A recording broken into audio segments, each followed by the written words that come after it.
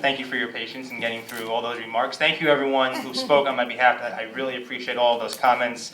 I'm afraid to acknowledge everyone in this room, but I want to just point out a few people who are here who traveled some ways to be here. I really appreciate it. We have Brendan Kelly from Senator Liz Kruger's office joining us. Thank you, Brendan. We have Ellen Dreesen from the UFT here. Thank you, Ellen, for being here. And we have the president of the National Law School Democrats, my good friend Ted Anastasiou here. Another Greek, which is good. And from the Arab American Democratic Club, we have Linda Sarsour. Thank you, Linda, for being here. And everybody else, I forgot to mention, I apologize. There's so many of you are here, and I really appreciate you coming. So I mean no offense by it. And of course, I want to thank my parents, my family, my mother Diane, my father Steve, my brother and sister Patricia and Gregory. They're putting up with a lot, and I don't say thank you as often as I should, or that's what they tell me at least. So thank you very much. Now everyone's a witness that I really, really appreciate everything you're doing. My godparents, Dean Racina and Helen Racina, are really doing an incredible job helping me out in this campaign. They're like my second parents from when I was born, and everything I've done is because of them. So thank you very much for everything. I also want to thank the person who helped put this night together and chaired the fundraising committee, Bob Hudak. Thank you, Bob. And all the members of the host committee, thank you very much for your support tonight. Okay, now we'll start. 94 years ago, from a journey that started halfway around the world, my grandfather stepped off the deck of a ship named the Philadelphia and arrived in this place called New York. I don't know what drove him to come here, but I like to think that he believed in the unlimited possibilities that New York offered to anyone who came here and tried to make it. Here in Bay Ridge, my parents raised me and my siblings to take pride in serving our community, because we have an obligation to help our neighbors, just like our neighbors have an obligation to help us.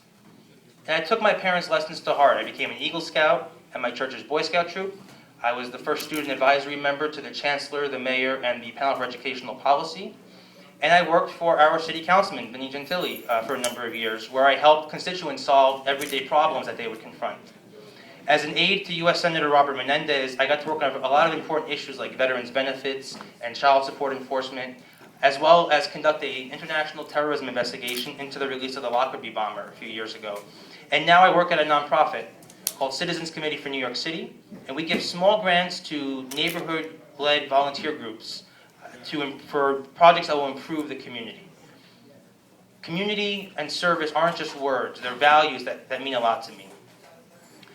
People today are upset with the way government is working, or I should say not working. We're frustrated with the way our politicians aren't representing our voice, or they're not voting in our best interest. Recently, a poll came out showed that 64% of New Yorkers are dissatisfied with the direction that our state is going in. 64%. And 74% of New Yorkers disapprove of the state legislature. 74%. A few years ago, the New York State Legislature was labeled one of the most dysfunctional state legislatures in the country. And on every conceivable measure, accountability, ethics, transparency, efficiency, you name the test, Albany had a failing grade. Things have gotten a lot better, and it's not everyone in Albany who's a problem. We had a couple of key people who were part of that dysfunction. But things have started to get better with Governor Cuomo in his first year in office. But one good year doesn't erase all of the harms done by decades and decades of dysfunction. We still have a lot of work to do, and I'm glad that we have a governor who has a vision that'll help us get there and get New York back on track. Our state is facing some very, very serious challenges in the future. Our unemployment rate is 8%. Our schools are more overcrowded than ever. Our roads and bridges are crumbling. Our bus and train service gets canceled. And our state government still lacks the transparency, the accountability, and the honesty that we deserve.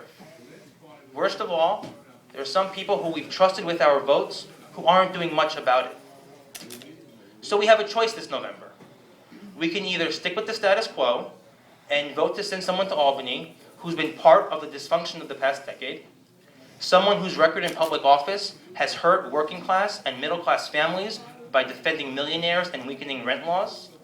Someone who calls himself a fiscal conservative while allowing the state budget to increase by $40 billion. Someone who inexplicably misses key votes on gun safety, the environment, and the economy. We could take that road, or we could do something better. We can say, enough. I believe that after a decade of empty promises and short-sighted solutions, of saying one thing in the community and doing another thing when the cameras are off in Albany, that we deserve better. We need a new voice with smart, new solutions to help lead our state towards a prosperous future. We need a new voice who understands that public service is hard work and that showing up is not enough. A new voice who will be accountable and responsive to everyone in the community and not just the catered few. We need a voice that's going to reject politics as usual and stand for politics as they should be. We need new leaders to stand up for our middle class and our working class families and businesses, because we're not going to get our economy back on track without them. We need new leaders to stand up for our rights, because whether you're gay, straight, Arab, Irish, Muslim, or Christian, when we violate the rights of some people, we violate the rights of all people. We need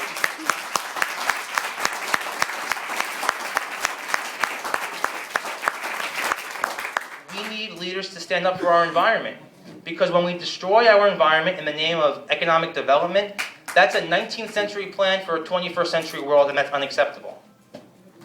And we need leaders to stand up for our schools and our students, because manipulating test scores and demonizing teachers is not a plan for real reform.